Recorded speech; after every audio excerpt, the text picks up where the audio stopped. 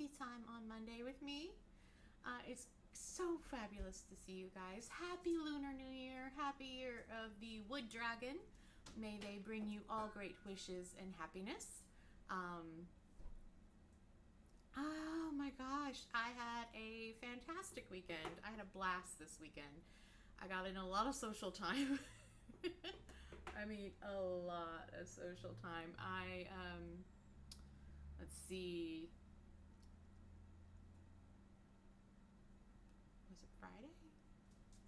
Saturday, I went and did karaoke and danced and actually got up and sang. So it was a sort of a win-win for me because I accidentally held the microphone too far away from my mouth. So it was very hard to hear me over everybody else talking and laughing and everything in the bar. So they couldn't hear me. So that's okay. I got up there. I was brave. I got up there and I sang. So yeah. Let's see. Sunday is my self-care day. And oh my goodness, I got a little too bright on this eye. Whee! Blend it out a little. Okay. So Sunday's my self-care day, but I also have a standing friend date with a friend of mine. We don't live super close to each other. So so it's fun for us to get together once a month and chat. And we missed January because I got a cold. So so yeah, but that's okay. We met up yesterday and had coffee and chatted, and I sketched for someone because I missed an event on Thursday that I wanted to go to, but I couldn't, and because of gas prices and gas situation. But yeah, I did some sketching, and I'm going to be playing with it and refining it a little bit, and then I will give it to her. So, Amanda, you're getting a sketch. So, let's see. The word of the day is inveigh. It belongs with to gripe or vex or grumble, to complain. It's just more of the inflection is different. It's inveigh. To protest or complain very forcefully and bitterly. Which you can find these in our Facebook group and in our Discord server. The daily writing prompt today was write a scene in a novel using these words: Samantha predictions dream house, there's a dead mouse, and Krug. Like a name, Krug. Krug. So yeah, I did set up a ream. So we do have in the channel where you can post your reams. And there is new coffee reads up and about for you guys. Let's see.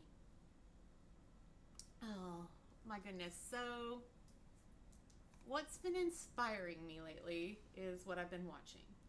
And some of y'all know that I have been addicted to stories lately. I've not been reading a whole lot, though I do have a new pair of readers. I am playing a game on my phone, which is rare for me. I'm not a big gamer on my phone. Like I've had Chuzzle before, way back in the day, or Bejeweled, and those I played when I was like bored or having to sit in the car and things.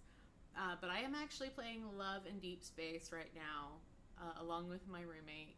We are both playing it, and she knows the game command mechanics, where I'm more of a, okay, I'll click around here. What? Other than that, we finished Tale of the Nine-Tailed and weeped. Oh, we bawled. We bawled like little babies. We so weeped. Is Kay here, or is that from a previous? I think that's from previous.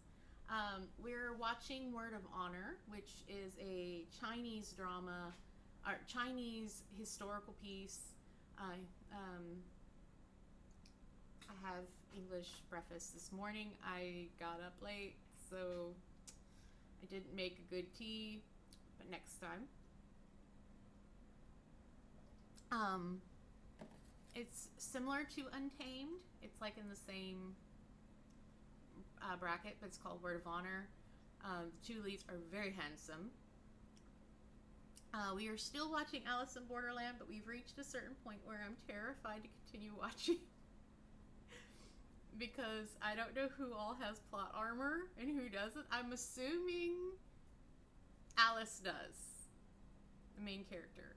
I'm assuming he has plot armor, but I'm not certain, and I'm terrified.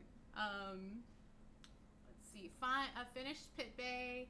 Last episode aired, and so that was awesome. We're watching also Derailment, which is a sci-fi drama from Korea.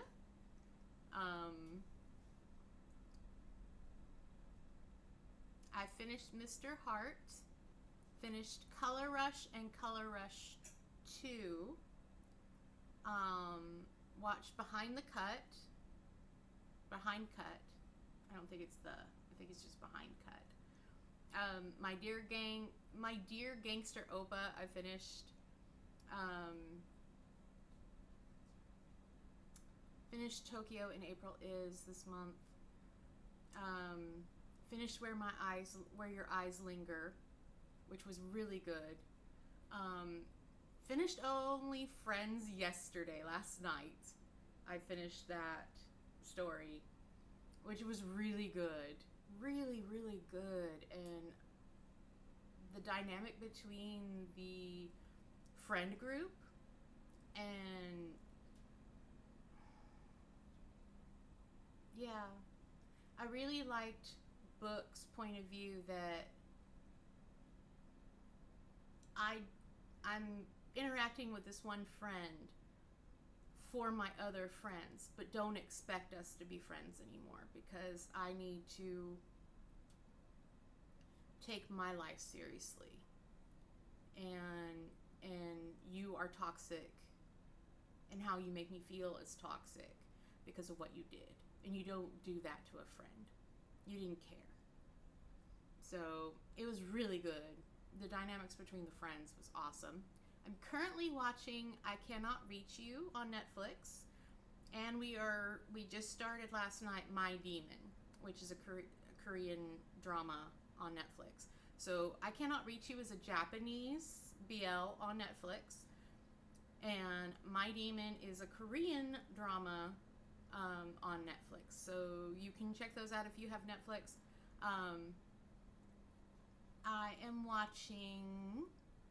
We are still watching Bungo Stray Dogs. We are on season 3, so we introduced that to Rachel, our roommate, and she's finally gotten into season 2 and season 3. They get more into the backstory of the characters, and it becomes so much interesting. We're watching The Betrayal Knows My Name. Now, all these I'm watching on Crunchyroll. So if you have Crunchyroll, you know, which The Betrayal Knows My Name makes my goth heart just happy. Oh, it's all of the early 2000s, 1990s goth that my little heart desires. It makes me so happy. And we're watching A Sign of Affection, which we have to wait for episodes to drop for that. And we're watching Cherry Magic, the anime, so we have to wait for episodes of that to drop. So that's what we're watching anime-wise. So those things are inspiring me. These movies out of Asia, the writing is really interesting, and the dynamics are very interesting, and it very pushes boundaries in a way that I'm not used to. But not boundaries like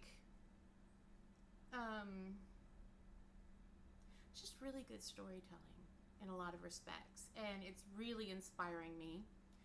Actually, last night at the not last night, but Saturday night at the bar, I was there waiting, and a UFC match came on, and all of a sudden I was like, oh, I had an idea for one of my books. Hit me. So I searched my wallet for my notebook, and it wasn't in there. I had taken it out. And I was like, no. So I was like, all right, Jen. And I texted Jen on Messenger. I said, you're my sounding word, because I forgot my notebook. So I was like, notes here. And she was like, and she replied. And I was like, oh, okay, thank you. So, yeah, I've been very inspired lately. Speaking of inspiration, I am doing a series of blogs on authors that have inspired me from growing up and in recently.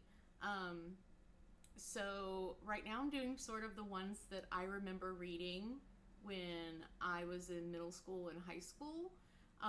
So I've already done one on Patrice Small. You can catch that on my blog or on my Goodreads, because I share my blog on my Goodreads. So if you're following me on my webpage and following my blog, or if you're following me on Goodreads, you can catch my blogs on there. Links are down below. Patrice Small, I fell in love with her books. The first book I read of hers was Sky O'Malley, which started the Sky O'Malley saga. And that's, I think, where I really got my love of following characters throughout a series, because eventually she goes into Sky's children or Sky's grandchildren, and so she still talks about Sky. Sky still shows up, and all the rest of them show up, and so you remember all these people. And so I think that really started my love of a connected, interconnected story.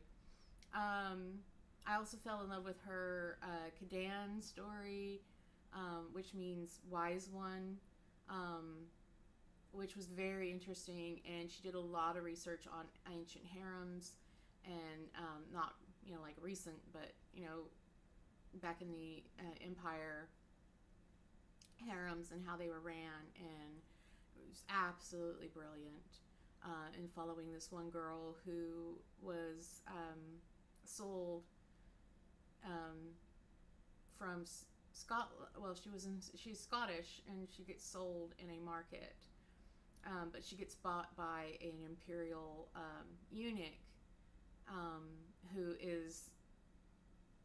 has machinations to put a younger son on the throne, and because he's going to be the better choice. And he wants to make sure that he's going to have the best supporters. And so he picks these women, these three women, to be his wives. And everything, yeah. So it's very interesting. I absolutely loved it.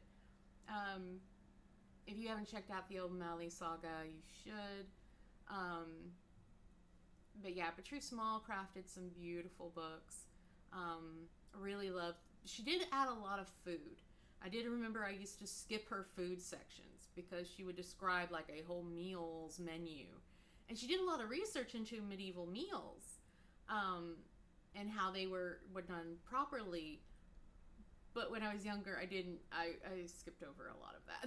So I was like, oh, okay, yeah, oysters, okay, yeah. But she really was actually fantastic, and I loved her books.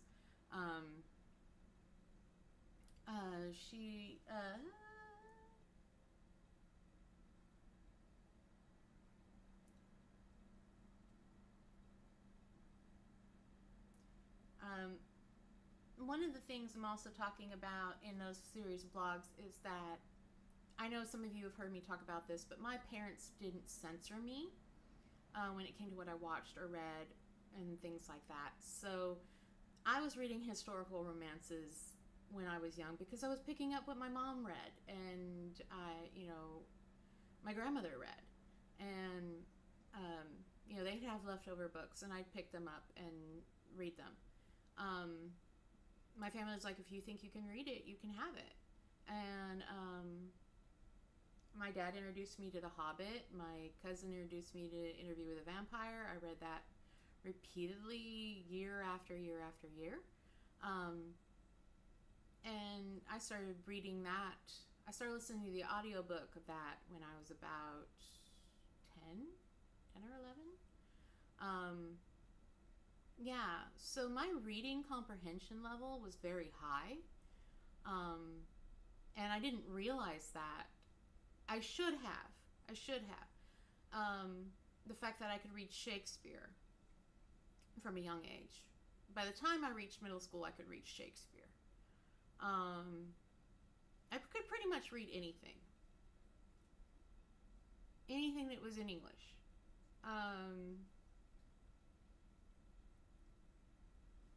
And when I was in government class in high school, our teacher had us sit in groups, and she was like, all right, here's the Declaration of, it was the Bill of Rights. Self-evident. Yeah, the Bill of Rights. And she was like, all right, circle words you don't know.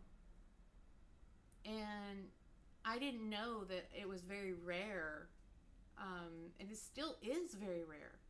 That's what's even more terrifying, is that it's rare for people to read context. Like, I may not know what a word means necessarily, but I can, because of how it's used in a sentence and the context of the paragraph, I can infer what it will mean. Now, I may not have the dictionary definition, but I can have an understanding of that sentence, and that word in the sentence. And so I didn't circle any words, and everybody else is, circling, and I was like, what's going on? And my teacher was like, can you help some of the others? I'm like, it's pretty easy. And she's like, yeah, they can't do it. And I was like, well, that's something that needed to be fixed. But I did help people out that wanted to be helped out. I never did appreciate people just copying from me.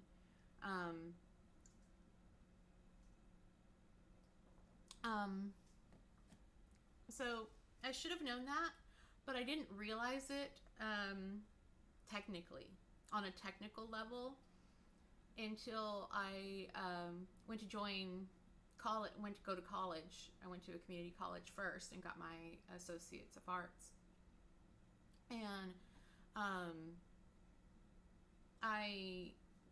you have to take an equivalency test, for writing, reading, and mathematics. Now, mathematics, I failed. I was never good at mathematics. My dyslexia kicks in, and I'm not good at mathematics. I had to look at it a certain way, and that helped. But if I'm under massive stress, don't expect mathematics from me. So I completely failed that. My writing, I missed it by 1 point, which is, I'm glad I did, because it caused me to take remedial writing, which taught me how to write college papers instead of high school papers. So I did learn more. So that was a blessing. And to miss it by 1 point, I got a 4 instead of a 5. And that's okay. I didn't mind taking the remedials for that at all. But I topped out on the reading comprehension. And I didn't know it until someone came by and they were looking at my scores.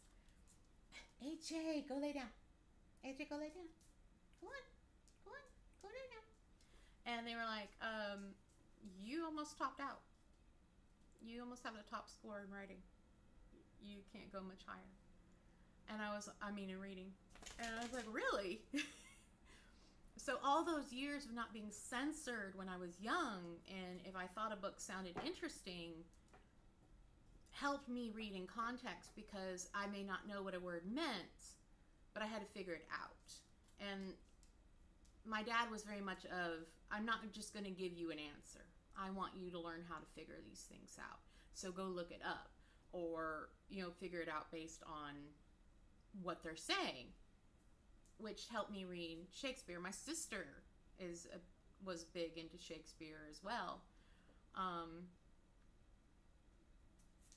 which I could never understand when we were in school and the teacher we'd read like the first part of Romeo and Juliet, because they all put in Romeo and Juliet, right? Always made us do Romeo and Juliet, and then they would pop in the movie, which back then when I was in school was the 70s movie or 80s movie. I wasn't a big fan of the Leonardo DiCaprio one. I know a lot of people are. The addition of guns really took me out of the story. And I understand what the director was trying to do, but there's a difference between a gun and a sword, to me. Because a sword was a status symbol as well. Guns are not really a status symbol. You had to be a certain of noble class to have a sword.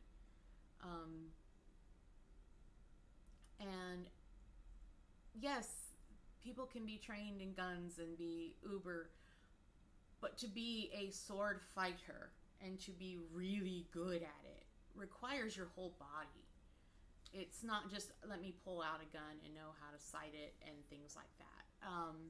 So sword fighting is a different thing. It's the choreography. It's knowing your own body and your awareness of your body and where it is, and knowing your opponent, gauging your opponent with your mind, trying to figure out what that opponent will do, and what you can do, what you know you can do.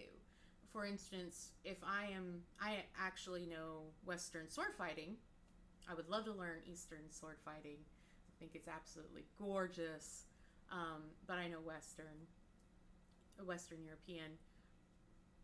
And for instance, if I'm going up against an opponent that I know knows something, I take into consideration, are they male?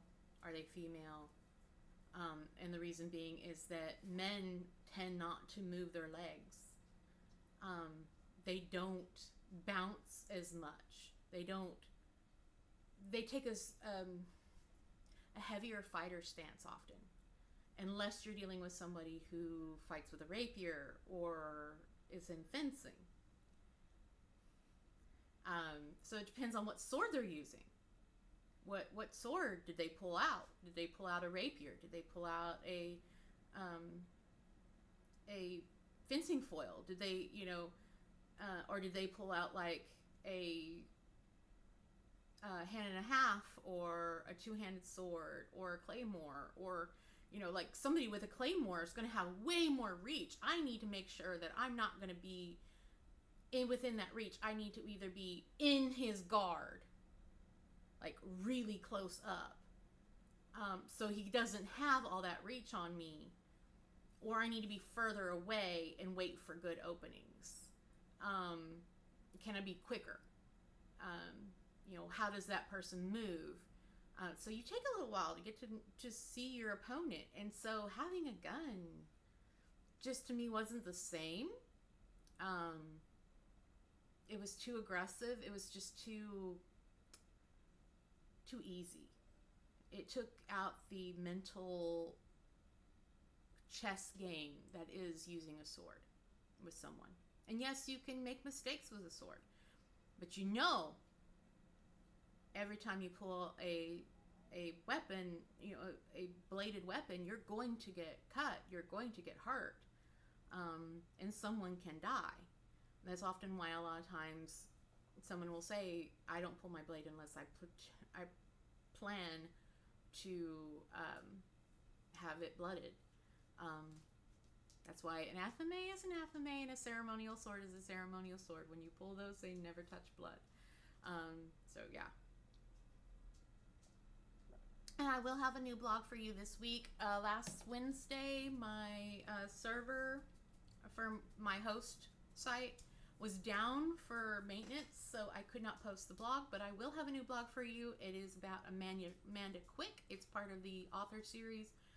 that inspired me. She really inspired me early on about suspense, because a lot of her books have a mystery that she has to solve or something like that.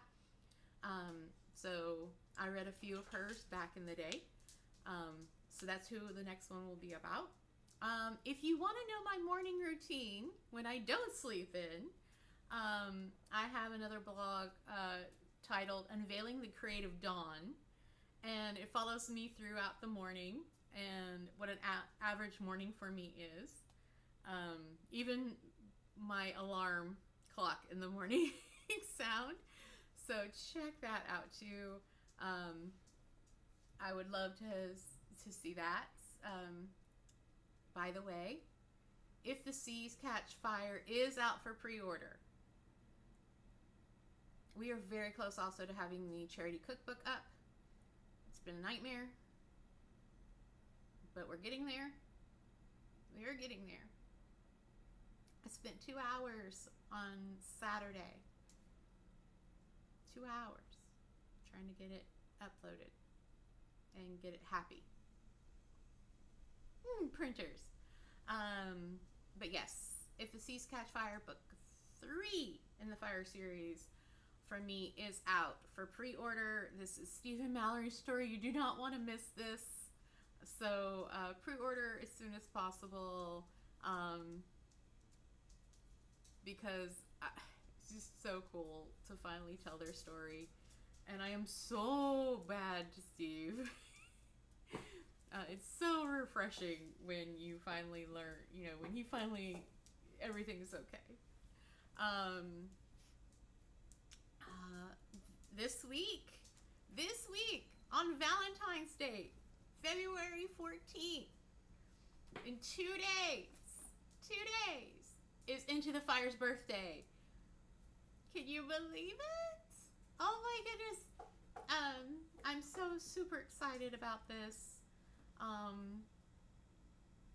3 years old. It's been 3 years since Into the Fire was published.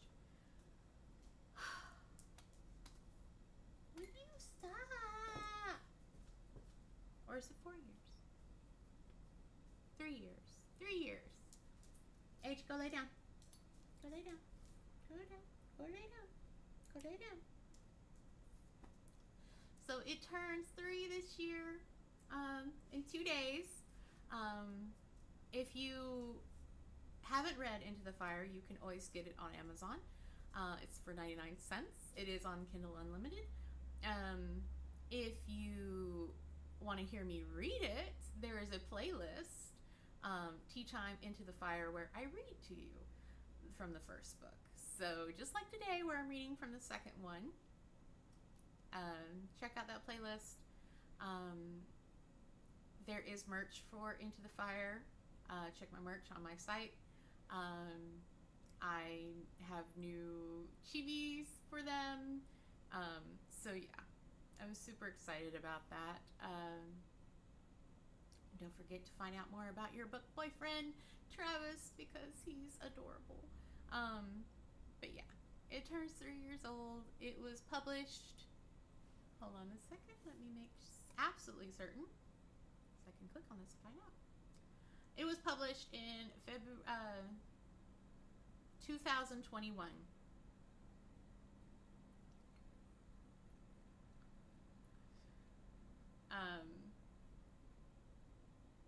So yeah, check it out. Leave a review if you've heard me listen. If you listen to me read it out loud, leave it a review on Goodreads or Amazon for me.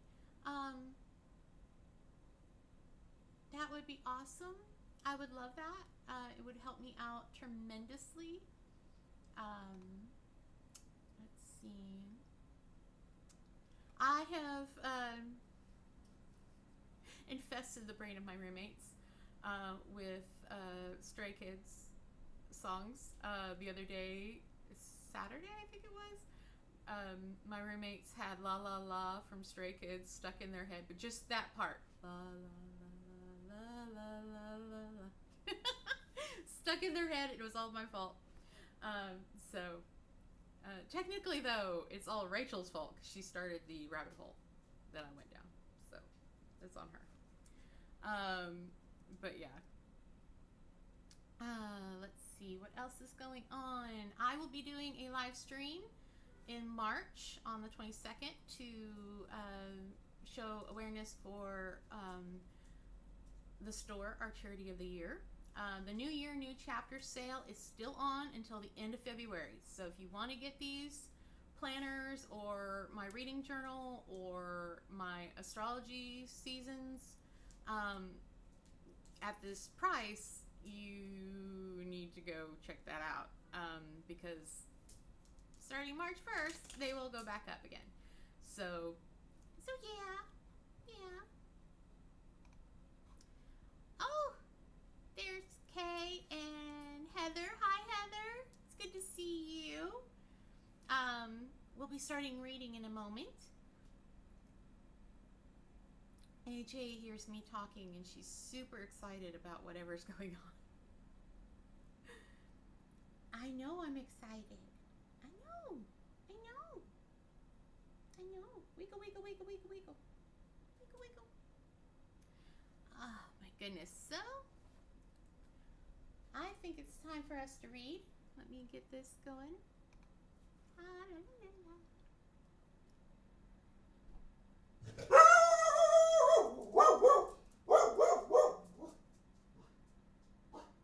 Destiny.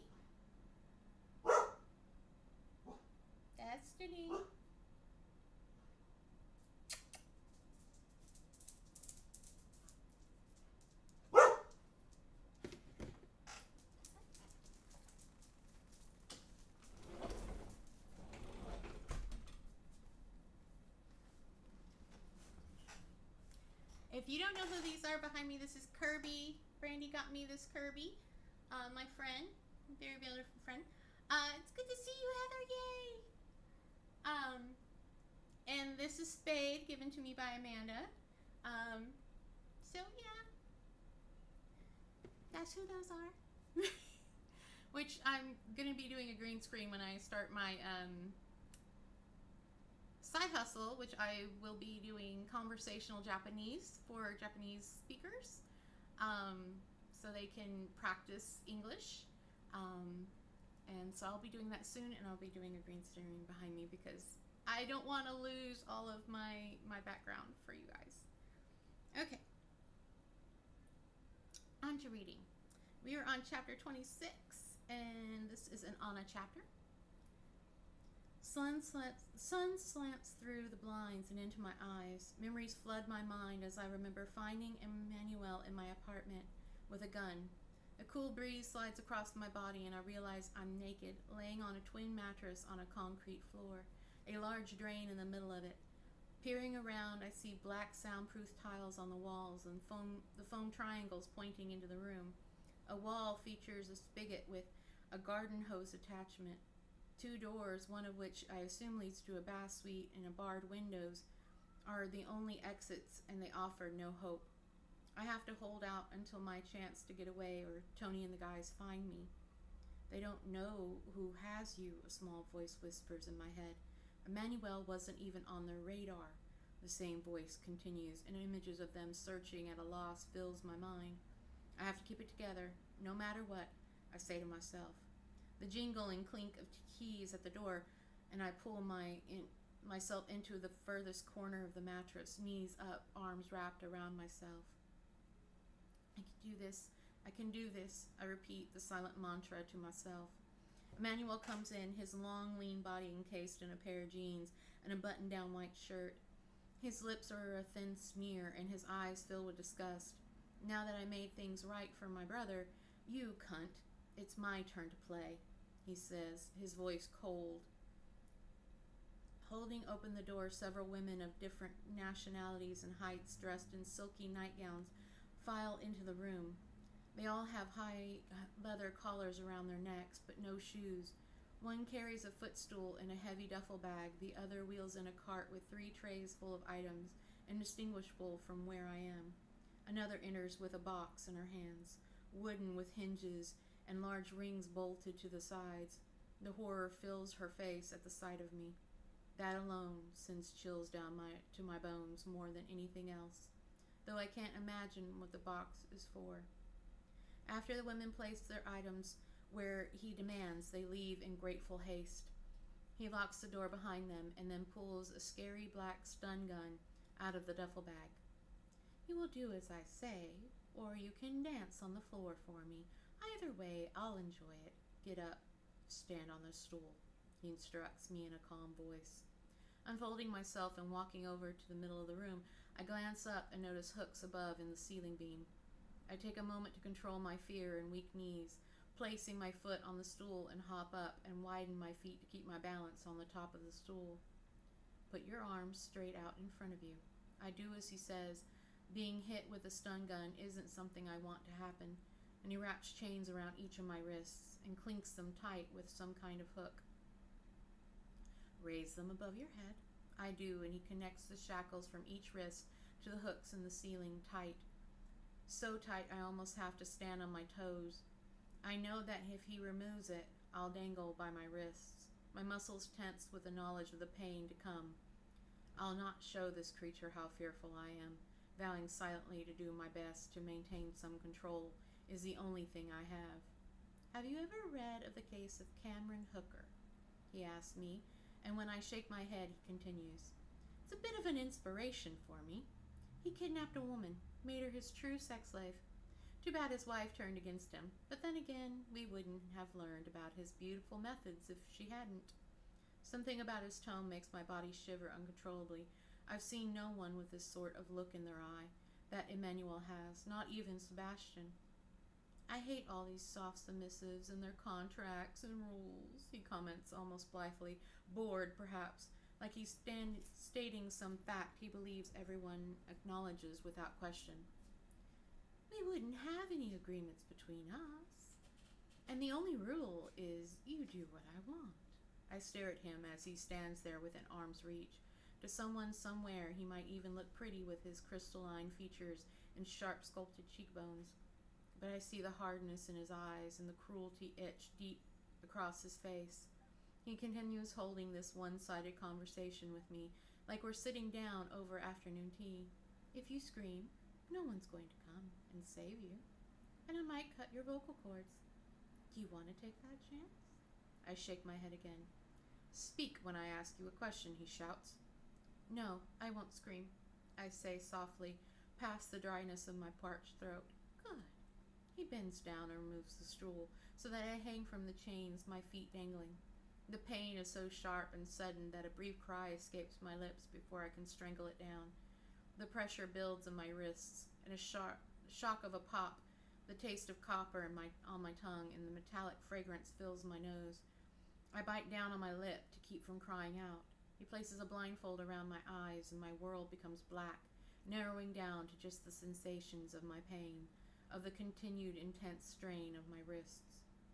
I can't say how long I hang there, and whether I stayed the whole time whether he stayed the whole time and watched.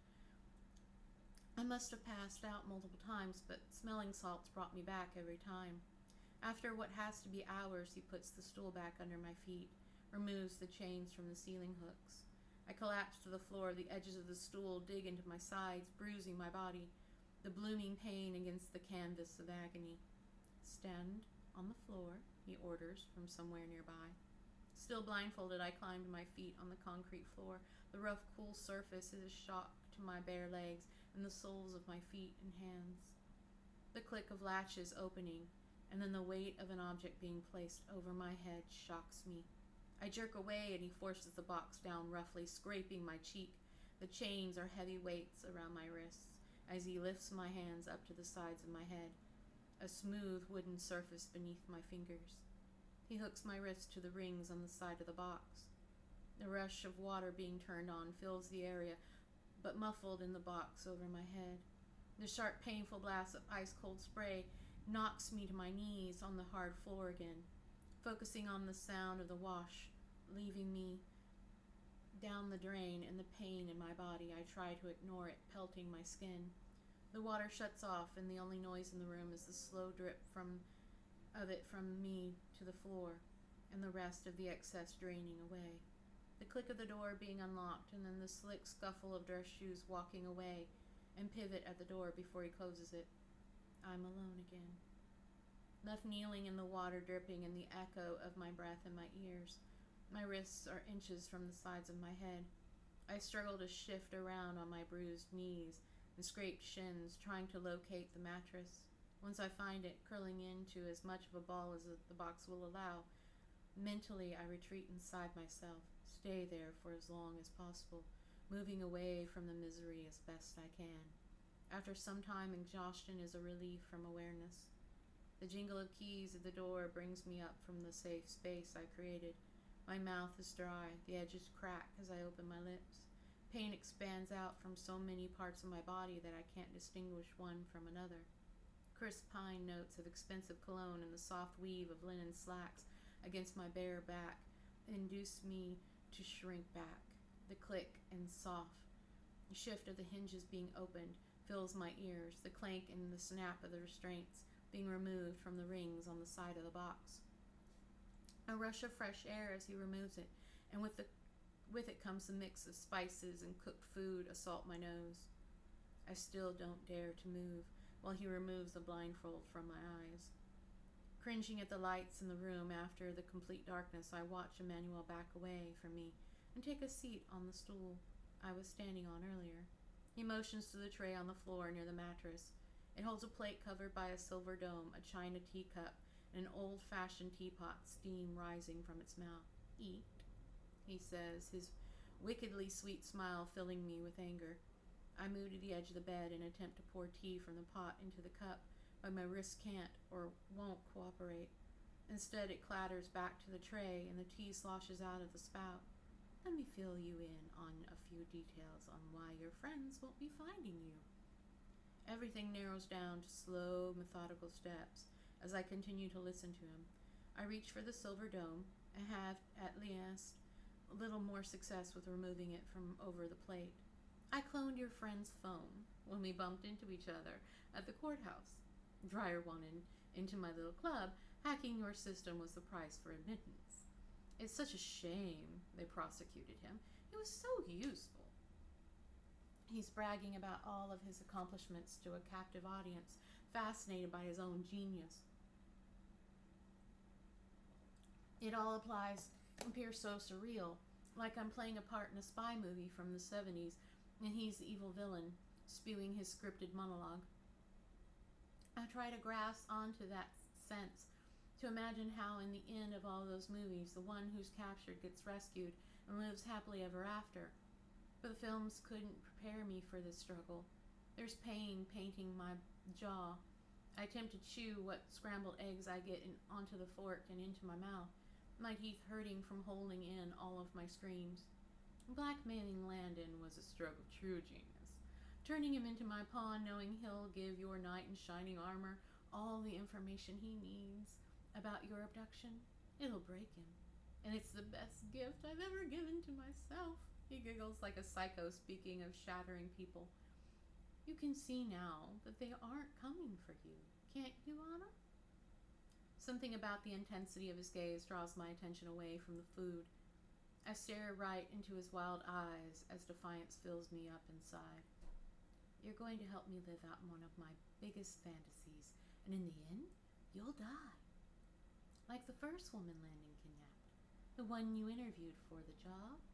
But now that I have you, I'll get to keep enjoying this game over and over again. He reaches down to take the tray and rises, leaving me alone in the locked room. An anger at his expression sparks a flame deep in my belly. I defiantly stare at the door as it closes behind him, knowing now that the fire inside burns brighter than any horror he can subject me to. After all, I'm stronger than anything his puny brain could ever understand.